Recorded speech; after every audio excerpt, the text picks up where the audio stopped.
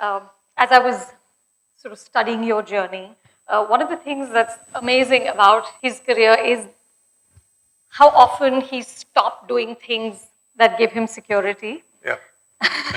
to go into things that are not secure and probably very uncomfortable. So I want to go back a little bit to the beginning. You grew up in a middle class house with 4 older sisters. Yes. And you've talked a lot in interviews about being a very shy child who couldn't express himself, but then discovered that he wanted to be an actor. So do you have a memory of the first time you acted? Yeah, very vividly, because that was the first time when I was actually saying something very confidently in front of strangers. That was back in, I think, 2003-4 with Barry John, and there was this play that I was doing, and that was the first time that I experienced that I can say something and I can influence people. How old were you? So I was in my first year, probably one of you guys. That was such a fascinating feeling, because I told myself, wow, I can hide behind all these interesting characters. And I'll tell everybody that don't judge me, because it's not me. When I play a character, I kind of find a way to fool myself, convince myself that I'm not me, but somebody else. And that's such a relief, not To playing not be yourself. you? I'm like, what do we do every day? I'm like, we try and project a personality that we think we are, and it's too much of an effort. So when you play a character, it's so much of a relief not to play yourself, but somebody else, and you actually get paid for it. Then you enrolled in an engineering college where you were pretty good academically. Yes. But you dropped out because you wanted to be an actor. Tell me about where did you find the clarity to do that, and what did your parents say? So for 16, 17 years of my life, I somehow convinced myself that I don't need to speak. Because At all? At all. Well, I had like 2, 3 friends, and I was very open with them, but then that's it. Because, like you said, I had 4 sisters. I was so pampered and protected in my family that when I used to step out as a kid, I didn't know how to deal with people. So like, why are they not treating me as my family? It was a complete contrast, and I was like, okay, let me not say anything. That's very safe. So it happened for first 16, 17 years of my life. I told myself, okay, let me be very good in studies, and that's how I can have a place in society. But I think Shamak was the first one who got me into dancing on stage, and I realized that, okay, I can not say anything and Still express myself. And perform in a way that I can influence people in some sort of a way. And then he asked me to join theater. And the first play that I did, I was like, wow, what is this? What is exactly what I was missing to communicate? I'm like, I think that's the most important thing that we miss or we want in our lives. We want to be understood by somebody else. And when you act, that is what happens. I mean, like when that resonance happens, when you feel something, you connect it. And they get it. That's the resonance that happens, and you feel so good about it. So I took 3 years into thinking that, okay, is it just that I want to be next Shah Rukh Khan? Or a lot of dreams that man has inspired. Yes, or it is the thing that I'm doing right now that excites me so much. And I was sure in the 3 years of doing theater, and I was like, wow, I'll be wasting another year in doing engineering. So 3 years of engineering. Yep. I was like just there. 2 more semesters and I would have been an engineer, and probably... and we would have been a lot sadder, right? my dad would be very happy. He still tells me all the time that I know that you're doing well and everything, and I like you when you act. But that degree, man, you could have... Engineer bani jata hai. No, but I'm doing that. I'm like, my engineering college, it's a secret between us. My engineering college has asked me to come there and give a talk, just interact with students. And I very humbly I've requested them to give my degree back. So so what's 2 semesters between friends, right? They're just considering it. So you're just there.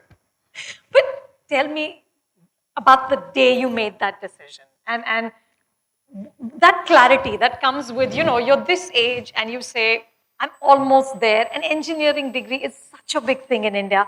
How do you take that call when you're that young?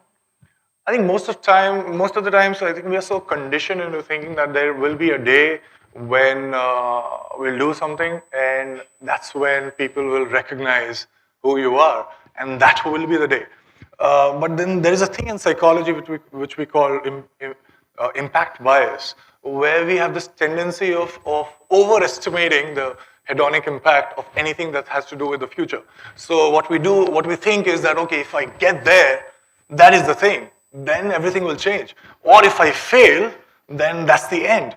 But it doesn't happen like that. Like when I started making a lot of money when I was in TV, and money was a big differentiator in my life, by the way. And when people started recognizing me for the first time, it's a very strange feeling. But when they did, I was feeling I was very excited. I used to go to malls and all, so that people would just You talk just to go me. for just to be recognized. I would do that. But after a point of time, say 3 months, 4 months, you get used to it, and you come back to the same mental state. So it is not what would drive you for the rest of your life. No matter how successful you are, no matter how rich or recognized you are, I think it's not pursuit of happiness. It's the habit of happiness. So when you do what you want to do, you don't care what people say. But then you quit engineering. He goes into theater. He goes into television. Becomes extremely successful in Pavitra Rishta. Yeah. You know, hey, You don't guys diss remember it. it, Yeah, don't diss it. You were a big television star. You had money, you had fame, you had people in the mall recognizing you. And then, no, guys, and then this is the kicker. At the peak of this television success, he quits again because he now wants to do something else. Where does that come from? See, it's not very easy, but it's comparatively easier to, let's say engineering, I'm not going to do, I'm going to pursue this. But when you're in a very comfortable state, when you're successful, how do you walk away from success to pursue something that you think will satisfy you? It's a very simple thing. You just need to stop and reflect what you're doing. That's it. Normally what happens is after such a strong momentum and conditioning, when we get what we want, we somehow find a way to fool ourselves that this is what we want for the rest of our lives. But it's not the case. If I don't know how to go about my next project, that keeps me excited. Like I'll give you an example. The film that I was supposed to do in November got pushed because of some reason, and I had 3 months of free time. I think Feb is the time when my next film is starting. Abhi. So there were 3 months of free time in between. And there are like many film offers in between. So I could have gone for one of them, but nothing excited me. So I'm doing a play right now. Really? Yes. So this is Guys, who's getting tickets first? When is this play? When is it happening? It'll happen in last week of Jan and first week of Feb. Just Where? before. Where? Probably in Prithvi and NCBA, so you guys can come and watch it. Oh my God! Big applause! Well done. What's it called? We're still figuring out. It's a thing on Moravia's Two of Us. So come and watch it, please. So what I want to say at this point of time is, it's not that I'm doing it to prove a point to somebody else that I'm different. Because if you do that and you become successful in doing that, you'll have to put up with a stranger all your life. So that is not what I'm trying to prove. It is just that's something that gets me up 10 minutes early in the morning in a very excited way. I don't know how to go about it, but I want to get there. So it's the same thing that I have followed since last 12 years. Probably the same thing that happened in TV too. I was getting money, everybody was like very happy with me, but I knew every day in the morning that what I was supposed to do. It was just no excitement. It was like, wow, I'm just wasting my time. So I didn't quit to get into films because I very generally believe that it's not an organic progression from theater to TV to films. It was just because I wanted to go to UCLA just to know how to read the film so that I can do it better as an actor. And fortunately, I got Kaipaja, and then that's how I stayed back.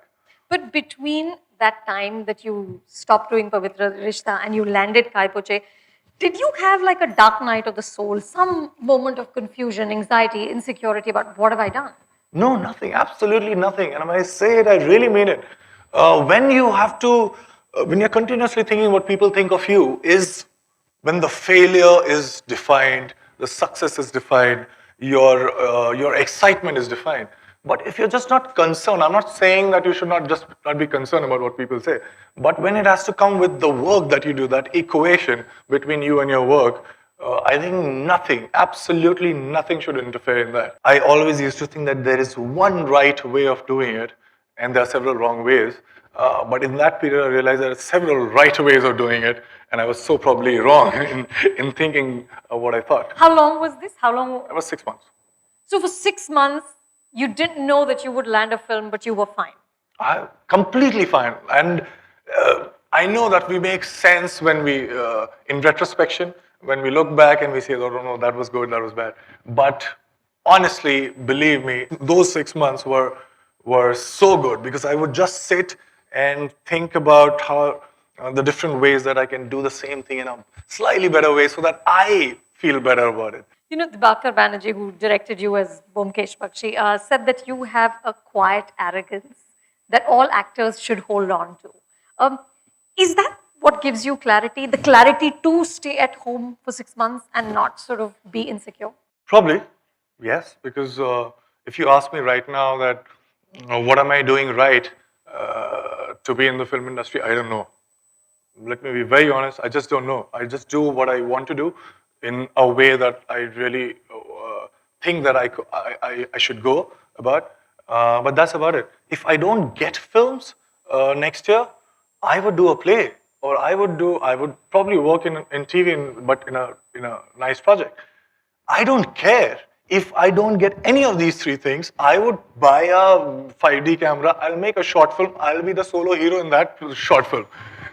I don't care. It's just the equation that I have with what I do. I just want to act so that there's some relief in between, so that I don't take myself so seriously all the time. That's it. Tell me, you got into the film industry, which, you know, has now become, of course, far, far more professional. There are corporates, there's studios, there's you know, it's a very different place from when I first started working. But it's still very much a family-run business. Yes. It is still, no matter what we think and what we say, it is a very nepotistic place. As an outsider, how difficult was it for you to negotiate this? It would be very right for me to say anything about this because I got all the films that I did and all the films that I'm doing in next 2 years. These are the films that I really wanted to do, not because these were the best offered to me, but these are the films that I really wanted to do. So I didn't have to wait in between. I got the films that I wanted to do, so I can't complain. But it doesn't mean that it's not there. It is there. When you're successful in a way that people recognize it, your film does well at box office. When you are successful as an outsider, you'll be discussed, but in a very hushed tone, and that's about it. And people are willing to just forget about it. But if you're an insider and you win, you're successful, it's multiplied by 10. If you lose, it's divided by 10. So that's the mathematics. But of course, you'll be affected when you're trying to make a point, to get that feedback from people around. But I don't. I'm not saying that I don't care what you feel when you watch my film, because I do care. That, as I said, when that resonance happens, and when I do a kind of an insinuation as an actor, and I'm just hoping that you get it, and you get it, I feel very good about it. But those are the 10 days or 15 days of the release of the film. When I choose a film, when I prep for the film, when I work for the film, I don't think about the audience as well. You're not invested in box office success or failure. I don't know people who are invested in box office success in the industry that they claim to. They understand how it works because nobody can guess. I have still not found any book that claims that this is how you'll get 100 crores in your next film. I've read it all, trust me. But it doesn't... There's no formula. There's no formula. It's only that after a film does something, we sit down in a very nonchalant way and we say that, oh, this is why, what happened. So we try to logically explain, so it's always the effect, and then we manufacture the cause after that, but not before that. So nobody knows what's going to happen. So if this is the case, if this is the chaos, let me find a pattern in that. Let me just not care about it, and let me be very selfish into thinking that okay, this is the film. I don't know the director. Nobody knows the director, but I like the script. I'll do that. Sushant, do you have any rituals that you follow to hone your craft? Like I read somewhere that when you start to play a character, you always find a song for each character. Yes, yes. Because I tried to find a way. I tried reading many books, but nothing helps. They tell you how to do the research, what are the things, what is the format, and you do it. But when you are in front of the camera, you cannot play that research for some reason. I mean, like, it's there in your head, but it doesn't translate into what you do. So, like, okay, this is not the way. Let me know exactly how my character would feel at that point of time. And the best way to do it, I think, is the rhythm. Also, because I think I started as a dancer, so I get the rhythm correct. Connects. Rhythm correct. So I just somehow find a song for each and every character of mine. Probably when I tell it to you, you won't find any connection between the two. But somehow it tells me that, okay, this is the rhythm of the character. And everything that I say, everything that I'll do, obviously there are like stimuli in between that will change it, but that's the bracket. This is what. So tell us some brackets. There's I was going through the YouTube songs, the VMs on Dhoni, and there was this South Indian song, which I don't understand, but it was so correct. With the visuals, I was like, wow. So I don't understand it, but I used to hear it all the time. But that was the Dhoni character rhythm. Yes, yes. Wow. Dhoni is the 53rd character you played across 53rd. television, screen, theatre. Yes. And I read about the amazing prep that you did. I mean, watching over 1,000 hours of footage of Dhoni, training with Kiran More and, practicing one shot for just 300 times, just keep going, keep going. So your body language is exactly right. Talk a little bit, Sushant, about the importance of that work ethic. I can't emphasize enough on how important it is to really sweat and work hard. And here's somebody who does it in an industry that doesn't always do it. So tell us more about that. I think hard work is something that's like the way we look at it. It's not that. Probably people tell me that, okay, you slogged for 10 months in the sun, playing cricket all the time. But it was not hard work for me. Let me be very, very honest here. Okay, I started with signing a contract and saying that I'm doing this film, which is Dhoni's biopic. So what are the things that I want to do? So I have to be very good at cricket. I have to get his body language, intonation, diction, everything correct. And I need to somehow, which was the most difficult part, was to understand the guy so that even in the scenes when I improvise something, I should be confident that it's not me improvising, but him. So that was the most difficult part.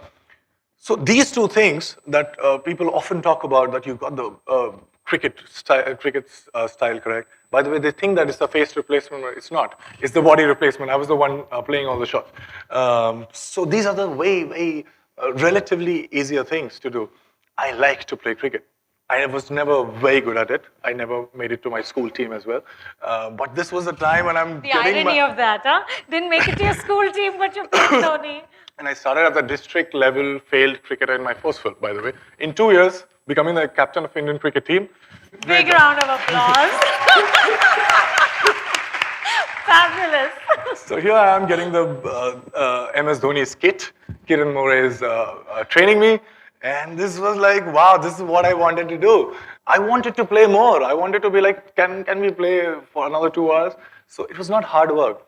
And that's exactly what I want to say. When I think you would be playing those PS4 and Xbox games. So when you play that, at that point of time, you're so much engrossed, you're so much interested, it commands your attention so much that you're just there and you just don't care about what happens. And then you look at it and you're like, wow, 3 hours, thanks. So that is what it is. Time is so subjective that when you enjoy doing something that you do, you don't get to know that you're working so hard. Somebody asked you, Sushant, in an interview about becoming a star. And you said, I don't know what that is and I don't intend to become one. Are you not at all seduced by the notion of stardom? No, if you give it to me, I keep it. because I don't know what I would do without it. So I'll just keep it. But at the same time, if you don't give it to me, I don't miss it, because that's not something that I'm looking forward to. I'll be very honest. When I started, that was the incentive that I was. Am I? Yeah, you're back on. Yeah. So that was the incentive that I was trying to give myself into dropping out of the college. That you'll be a star one day. Yeah, I'll be a star. I'll be the next big thing. That's it. Period. So I convinced myself, and I wanted that to some extent, just because I didn't have those things. All my 18, 19 years of my life, nobody actually looked at me and said that, oh, you exist. Nobody, because I was such an introvert. And at the same time, although we were not that poor or something, but then money was a differentiator in each and every decision that my family used to take. And I remember wanting to go to this university, but I couldn't because I didn't have that much money, and I was a small kid. And I was like, wow, it's such an unfair world, because I can't do something that I want to do because I don't have something that I possibly cannot earn at this point of time. So I was like, wow, this is very, very important. So when you don't have it, a small part of it can buy you a lot of things. But after that point of inflection, a lot will buy you just a small thing. So that is the irony of it. I realized it thanks to TV, because I got that recognition, I got money, and I realized, wow, that's it. This is what I was working for. But thankfully, I was doing something that kept me going, that I really wanted to do, and that I've been doing all this while. So you tell me I'm a superstar, I'll take it. You'll tell me that you're the biggest star. You would be the biggest star of this industry. I'll say probably yes. And if you tell me that I don't think that you're a star, I'm with you. So I don't care. You also said you don't know how much money you have in your bank balance. Is that true? Yes, not that I have too much, but I don't care. Because you don't care, or you don't know? I don't know, or I also don't care. I don't know because I don't care. Does that make sense? Yes. So Yes. I know that I have that much that I can go about everything that I want to do in my life. Like, I'll give you an example. I was wearing the same thing in the gym for like 4 or 5 months, and I was like, "What are you doing? You're a star." So कपड़े तो बदल हाँ, लो. कपड़े तो बदल लो. So मैंने कहा कि आज खरीदते हैं. And I was going, and there was this BMW showroom, and I see this bike. It's BMW K1300R. I'm just flaunting. So I look at the bike, and I was like, wow. And it was around 30, between 30 and 40 lakhs. I'm like, this could just be a dream for me 5 years back. And I was like, forget the shorts, I'll buy this. And I bought that. So there are times in between when I tell myself, you know what, Sushant, you have done well. But that's about it. Those are the things in between. But what keeps me going each and every day in such an with such an excitement is this. But Sushant, you know, what we see so much, especially the media, you know, the Hindi film industry and stars are covered endlessly. We read about you guys every single day. What we see is that part of your life that is buying the 30 lakh bike because you feel like it, okay? What we see is the glamour, is the red carpet, is all of that. What we don't see really is the failure, which is also very public. Yeah. You know, you've had films that didn't do well, films that you really put your heart and soul into, like Vyomkesh Bachchan. Yeah, Vyomkesh, which I love, but you know, not many other people did. You were doing Pani with Shekhar Kapoor, and after months and months of prep and conversation, that project doesn't take off. Now, I know you said you gained from just those conversations with Shekhar, but that night when you know it's not happening, or that Friday night when the film is dead on arrival, how do you move forward? How do you get up the next Saturday morning and say, I'm going to do it all over again? I do it all the time, and trust me, you all do it all the time. That thing that the term that I use, the impact bias, that is the thing. No matter what your Friday is, when your film releases, the next Friday, you'll come back to the same mental state. Even if it's this, and I think it's an experiment that has been done since many years. So a very successful, good-looking guy becomes paraplegic, and a regular guy wins a lottery. So there's a huge spike in both the graphs. And after 6 months, they come back to their neutral position. Everybody of them. So this is what we do after. So we overestimate the impact that's going to happen if we are successful or if we fail. But it doesn't happen like that. And do you get sad or not even that? Of course, I do get sad all the time because I look at the work I do normally. Dhoni is the only film that when I watched, I was not watching the monitor when I was shooting it. I was just looking at it and I'm like, boy, a good man, that's it. Before that, when I used to dub for the film, I was like, oh, I know that you're pretending or you're not that honest. Oh, I could have done that. So yeah, that's So the Dhoni is sadness. the first time you felt like you had acted. Yes. You probably. patted yourself on the back. I was smiling all the time. I was like, wow. Because it was a very tricky thing. Now, when you don't know about a character, and I'm a very confident actor, I can convince you that this is what I'm feeling. But when you have a very strong visual reference of a guy who's immensely popular, and then somehow find a way that you're not imitating, you're not conscious that, okay, let me do this so that people think that I'm Dhoni. And also, so you're honest, you have done your work so that you're not thinking about all those insinuations, all those spontaneity that people talk about. So you feel it was a very tricky thing for me. And it happened. And so I was like, you're a star, man. Which you are. Yeah, let's agree on that. Which you are. Thank you. Okay, with that, I'd like to open it out to you guys. Who has a question? And let's keep it to film, people. Let's not go into demonetization and other things. Please. Hi, I'm Nidhi and I'm doing second year BMM. Hi. So my question is, what do you think is more challenging? Working in films or working for television? Equally challenging and no challenge at all at the same time. Because as I said, if you really like doing what you want to do, then you are performing in front of a live audience or a TV camera. I don't know what camera is that, but I would do the same. So it's just that. So no challenge and equally challenging at the same time. Paychecks are different. Thank you. I'm Dave from FIGC. And my question is, at what age did you recognize your passion for films? And who's that one person you want an acting graph like? I think the first time I was not aware of it, and then the second time it happened. So first time when I entered this college after slogging a lot, and I look around and I'm like, wow, there are no girls. This is cheating. That's the real reason you quit That is the- engineering. of course. That is the thing. You are told, you are conditioned that one day you'll be very successful, you get a good job, and then probably a nice girl.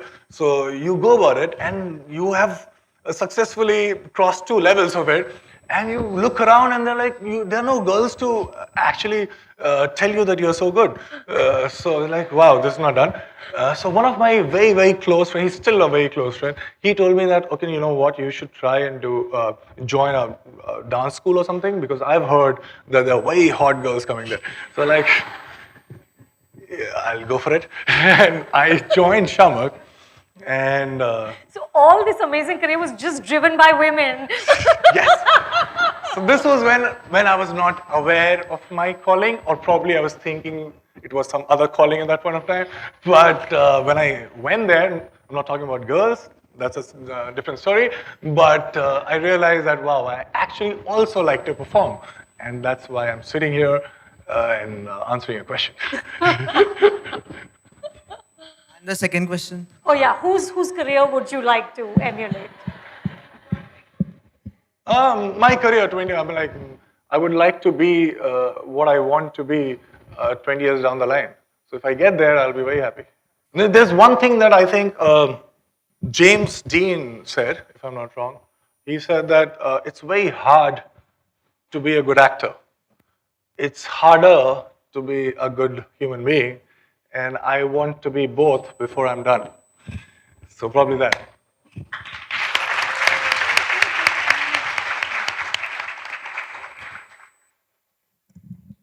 Well, hello. Hi. My name is Sonali and I'm a second year mass media student. So my question for you is, as being a media student, we know the pros and cons of media. So I would love to know, how do you personally deal with criticism, rumors, failures, etc.? I'll answer your first thing, criticism, because failures and successes are very subjective, and I'm very sorted in that respect. But I realize that even when I insulate myself with these two things, I mean, like criticism is something that can actually bother you all the time. So I was like, okay, let me act in a way so that they say the same thing that I'm expecting, but it doesn't happen all the time. Most of the time it doesn't. So I was like, okay, so what's the other way? So let me just completely cut off. And if you don't get to know what they're saying, you can imagine whatever you want to be. And that's how I do it. I call it a Teflon coating. I don't read newspapers, I don't watch TV, Netflix, good. But I don't get to know what people are saying unless you walk up to me and say that you were bad or good or whatever, and I'll forget it in the next 10 minutes. But that's it. Hi, I'm Nishtha, and my question's actually to Anupama ma'am. Oh. So, ma'am, as students of media, I'm really curious to know what you feel are the few qualities that a film critique should possess, and what you should look at, and just generally. You know, honestly, I think the first thing that a film critic needs to have is a great love for cinema. And not sort of selective cinema, but all cinema. So that every Friday you go into the theater feeling optimistic. I mean, you've got to walk in thinking this one's going to be Sholay. Okay, you can't go in with cynicism, you can't go in with exhaustion, you can't go in fatigued thinking, because I'm married to a filmmaker, I know what it takes to make a movie. It's bloody hard, and nobody sets out to make a bad film. So you've got to have that respect and love for what you're seeing up on screen. So that's essential. Of course you'll have things that you like more than other things. I mean, I can't watch gore, I can't watch blood beyond a certain point. I just can't do it. I just shut off, it just freaks me out. So you'll have those biases, but overall you've got to be expansive in your love for movies. And I think then you have to have integrity. I think that's really key. I think you must be able to say what you actually feel, whether you piss off people, and you will. I mean, I do it every Friday. I'm making people mad all the time. That's what I do for a living. But I have to be honest to my response to a film. I can't lie. I can't soften it because I know someone or they're my husband's friends or something like that. I can't do that. So if you don't, because if you're not honest, then there's no point. I mean, all of us today are on social media, and everybody has a platform to express an opinion about cinema. So what makes mine more special than anybody else's, So I think a deep love for cinema and integrity are the two key things, and then you just keep watching and learning and writing. Thank you. Sushant, last question is mine. Because I wanted to ask you one question. Oh, you want to ask me a question? Yes. I'm very, very intrigued. I just want to know about, can you hear me? Oh, you can hear me like that too. I just want you to please tell me about all the fundamentals that you think are very important that you use to read the film. Honestly, for me, the first thing is really just engagement. I'm not somebody who's so invested in technique, or those are all things that can, I think, support your primary thing. But for me, I'm old school. It's story, character, narrative. If that connects, and then the rest of it is amazing, then that's wonderful. But right. I think I would never sort of be seduced by film because the photography is amazing, but the character is not. So I'm like really like just a basic front bencher. Yeah. You've got to move the heart. So everything is important when you feel it. When you feel it. Right. You've got to feel it. Thank you so no, but last question is mine, guys. And I promise you can have lunch after this. What is your mantra, Sushant? What's the one thing that you live by that we can leave them all with? I think if whatever I've said, I think when I was your age, I was thinking completely opposite. I think diametrically opposite. But for that, I think I would say that there's one thing that I really believe in, and that says he who thinks he can and he who thinks he can't are both usually right. So at this point of time, no matter what you have, what your present circumstances are, I'm just not concerned about that, but if you somehow make yourself believe that it's going to happen, trust me, it will happen. It will surprise you. That's it. Thank you. Thank you so much. If you like this video, do subscribe to Film Companion. We've got new videos every Monday and Friday.